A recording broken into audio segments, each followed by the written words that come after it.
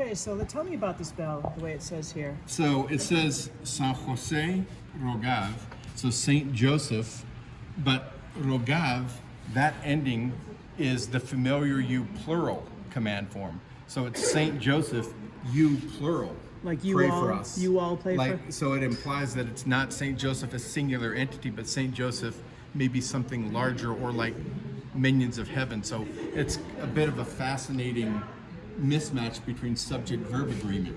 And that's not a mistake they would have made on accident from Saint Joseph, because Saint Joseph singular to Rogad plural. yeah. So And I where don't would know they if- have made that kind of a like? Oh, why? well, that's absolutely a version of Spanish that's only used in Spain. So that kind of Spanish in that particular plural is not used outside of Spain. That's the vosotros form, which there's a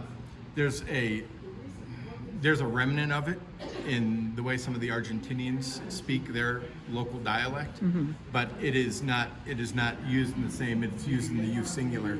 And tell me more about the other words. Oh, so it just says pray for us, por nosotros. Right. So the rest of it is 100% correct grammatical Spanish, but that rogav doesn't fit. even And the this date- just says August 9 of 1356. But wouldn't it say 9 August? Not necessarily. Okay.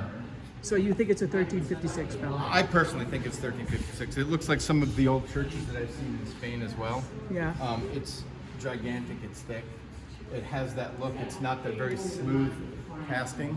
Like if you look at the Liberty Bell, it's a much smoother casting because they were able to make a much more refined cast to pour into. I think it explains it here too, but they dug holes in the ground and they'd fill it with the molten metal, and then they put a tree trunk in it so it'd squish it out to the edges, and the tree trunk was carved in the shape of the inside of the bell. Right. So all this sort of rough character, Yeah.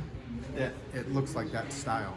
And also, Again, I'm no expert, but this thing up here, looks like a crown to me. yeah, and they also would have had multiple loops just because of how heavy it is. Right. If you only have one or two, it's going to eventually snap off as it starts swinging. Right. And Yeah. do you think they swung this bell? It's got the big clapper, Well, so from- you would hit it and it would be suspended like this so the bell could sway a little bit. Okay. All right. Well, thank you. What's your name? Dave. Dave. Thank you, Yeah. Dave.